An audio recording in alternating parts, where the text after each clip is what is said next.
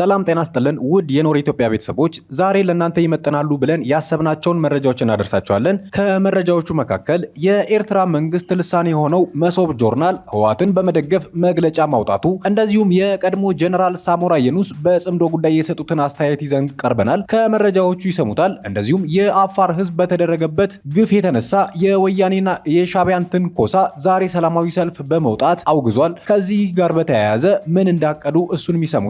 በመጨረሻ የፋኖ ኃይሎች ከመንግስት ጋር እንደዚሁም መንግስት ከፋኖ ኃይሎች ጋር ሊያደርገው ነው ስለተባለው ድርድር የምንላችኋለን። ቻናሉን ላይክ፣ ሰብስክራይብ በማድረግ ቤተሰብ ሁኑ እያልን ወደ መረጃዎቹ እናልፋለን።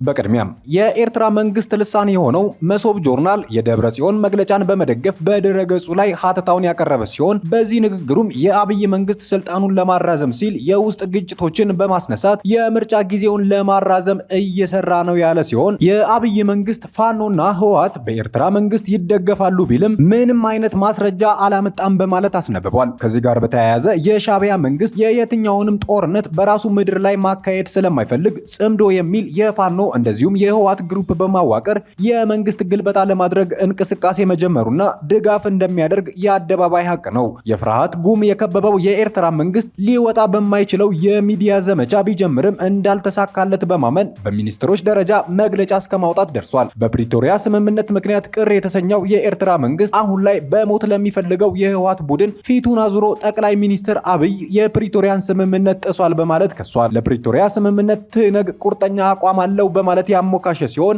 በኤርትራ ለመበላት የደረሱት የህወሓት አንጃዎች ይህንኑ በየሚዲያዎቻቸው ሲያስተጋቡ ተስተውለዋል። የቀድሞ ኢታማዦር ሹም ጀነራል ሳሞራ የኑስ እንደተናገሩት ጽምዶ በሻዕቢያ መንግስት የተፈበረከ የፍርሃት አጀንዳ ነው በማለት ተናግረዋል። ጀነራሉ ሲቀጥሉም ጥምረት ወይንም ጽምዶ የተሰኘው የማተራመሻ አደረጃጀት በሻዕቢያ መንግስት የተፈበረከ የፍርሃት አጀንዳ መሆኑን እንደዚሁም አሁን ላይ ያለውን የኢትዮጵያ ወታደራዊ ቁመና ስላስጨነቃቸው የተፈጠረ የጭንቀት ቡድን ነው በማለት ተናግረዋል።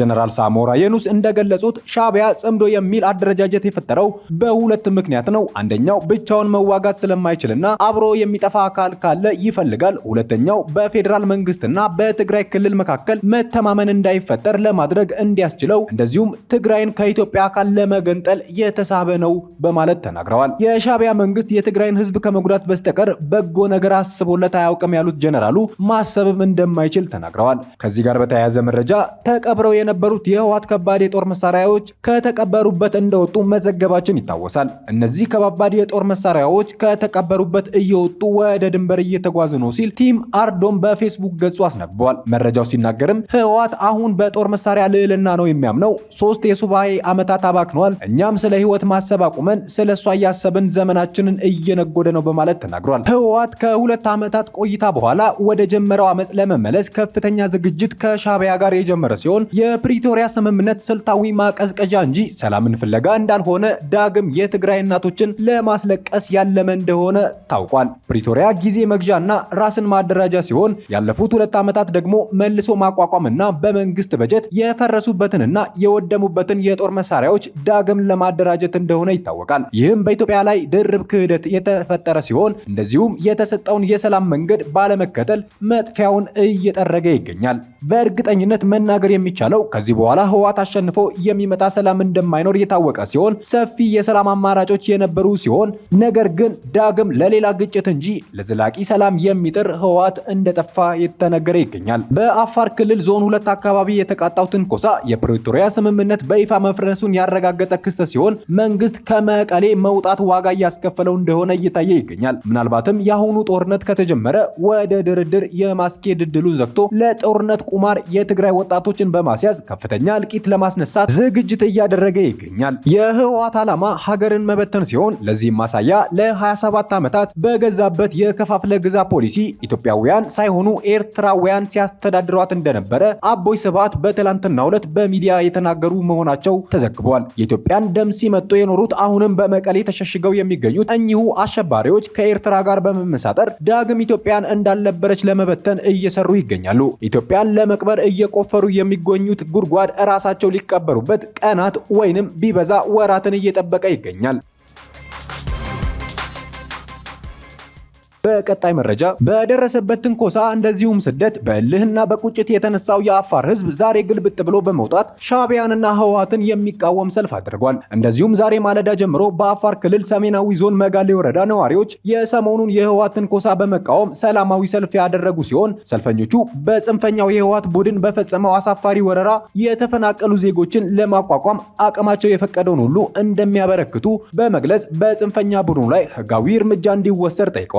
ሰላማዊ ሰልፉን አስመልክቶ ከክልሉ ኮሚኒኬሽን ባገኘነው መረጃ መሰረት ነዋሪዎቹ በህወሓትና በሻዕቢያ ትብብር በአካባቢያቸው ተቃጥቷል ያሉትን ጥቃት ክፉኛ አውግዘዋል። ህዝቡ ወደ ቀዬው ይመለስ፣ የትግራይ ኃይል ከያዘው የአፋር መሬት ይውጣ ያሉት ተቃዋሚ ሰልፈኞቹ ይህ ሳይሆን ከቀረ ከአፋርና ከፌዴራል መንግስታት ጋር ተሰልፈው መብታቸውን ለማስከበር እንደሚንቀሳቀሱ ዝተዋል። ሰላማዊ ሰልፉ በኢርቦቲ፣ ባዱ፣ ዳሊፋጌ ከተሞች ጭምር መካሄዱ የደረሰን መረጃ ያስረዳል። በመጨረሻም መንግስትና ታጣቂ ኃይሎች ለድርድር እንዲቀመጡ እንሰራለን ሲሉ የህዝብ ተወካዮች ምክር ቤት አባላት ተናገሩ። በአማራ ክልል የሚንቀሳቀሱ ታጣቂ ኃይሎች ከፌዴራል መንግስት ጋር ያላቸውን ልዩነት በድርድር እንዲፈቱና በክልሉ ሰላም እንዲሰፍን በሁለቱም ወገኖች ላይ ጫና ለማሳደር እንደሚሰሩ አሃዱ ያነጋገራቸው የህዝብ ተወካዮች ምክር ቤት አባላት ገልጸዋል። ሁለቱ ወገኖች የመደራደር ፍላጎት እንዳላቸው ቢገልጹም እስካሁን ፍሬያማ ሙከራ አልታየም የሚሉት የምክር ቤት አባላቱ በክልሉ የጥይት ድምፅ እንዳይሰማ እውነተኛና ሁሉን አሳታፊ ድርድር እንዲካሄድ ወጥቶ መግባት ነጻነት እንዲከበር እንሰራለን ብለዋል። ድርድር መተማመን ይፈልጋል የሚል ሐሳብ የሰጡት የምክር ቤቱ አማካሪ ኮሚቴ አባል አበባው ደሳለኝ መደራደር ፍላጎት እንዳላቸው የገለጹ ታጣቂዎች እምነት እንደሌላቸው መግለጻቸው አንዱ እንቅፋት መሆኑን ገልጸዋል። ስለሆነም እውነተኛና ፍሬያማ ድርድር በሁለቱ ወገኖች መካከል እንዲካሄድ እንጥራለን ብለዋል። ሌላኛው የህዝብ ተወካዮች ምክር ቤት አባል ፕሮፌሰር ገነነ ገደቡ በበኩላቸው ታጣቂዎች ወደ ድርድር ጠረጴዛ አምርተው ጥያቄ ቸውን በንግግር እንዲፈቱ የሚጠበቅብኝን ሁሉ አደርጋለሁ ብለዋል። ከክልሉ ሰላምና እድገት ተጠቃሚ የማይሆን የማህበረሰብ ክፍል አይኖርም ያሉት የምክር ቤት አባላቱ ፌዴራል መንግስትም ሆነ ታጣቂዎች ለሰላም ያላቸውን ፈቃደኝነት እንደዚሁም ለህዝቡ ያላቸውን አሳቢነት ለድርድር በመተባበር ተኩስ በማቆምና ወጥቶ የመግባት ነጻነት እንዲተገበር የድርሻን በመወጣት እንዲያሳዩ ጠይቀዋል። የአማራ ክልል ህዝብ በሰላም እጦት ምክንያት ለከፋ ፖለቲካዊ፣ ምጣኔ ሀብታዊ እንደዚሁም ማህበራዊ ችግሮች እየተጋለጠ እንደሆነ ያነሱት የምክር ቤት አባላቱ በክልሉ ያለው ቀውስ ወደ ተረጋጋ ሁኔታ እንዲመለስ ሁሉም ወገን መተባበርና መረባረብ እንደሚገባው አሳስበዋል። የተራዘመ ግጭት ፖለቲካዊ፣ ማህበራዊና ምጣኔያዊ ሀብታዊ ኪሳራው የከፋ እንደሆነ በመጥቀስ ስለ ችግሩ ከማውራት ይልቅ ስለ መፍትሄው መነጋገር የበለጠ እንደሚጠቅምም አስምረውበታል። ጠቅላይ ሚኒስትር አብይ አህመድ ባሳለፍነው ሳምንት መጨረሻ ዓለም አቀፍ ቅርስ የሆነውን የጎንደር አብያተ መንግስታት እድሳት በመረቁበት ወቅት በክልሉ ለሚንቀሳቀሱ ታጣቂ ኃይሎች ባስተላለፉት መልእክት ጊዜ አታባክኑ፣ ወደ ድርድር ተመለሱ ማለታቸው ይታወሳል። መንግስትና ታጣቂ ኃይሎች ለድርድር እንዲቀመጡ እንሰራለን ሲሉ የህዝብ ተወካዮች ምክር ቤት ተናግረዋል። አበቃን። ሐሳብ አስተያየታችሁን በኮሜንት ሴክሽኑ ላይ አስፈሩልን። ቻናሉን ላይክ እንደዚሁም ሰብስክራይብ በማድረግ ቤተሰብ ሁኑ እያልን መልካም ጊዜን ተመኘን።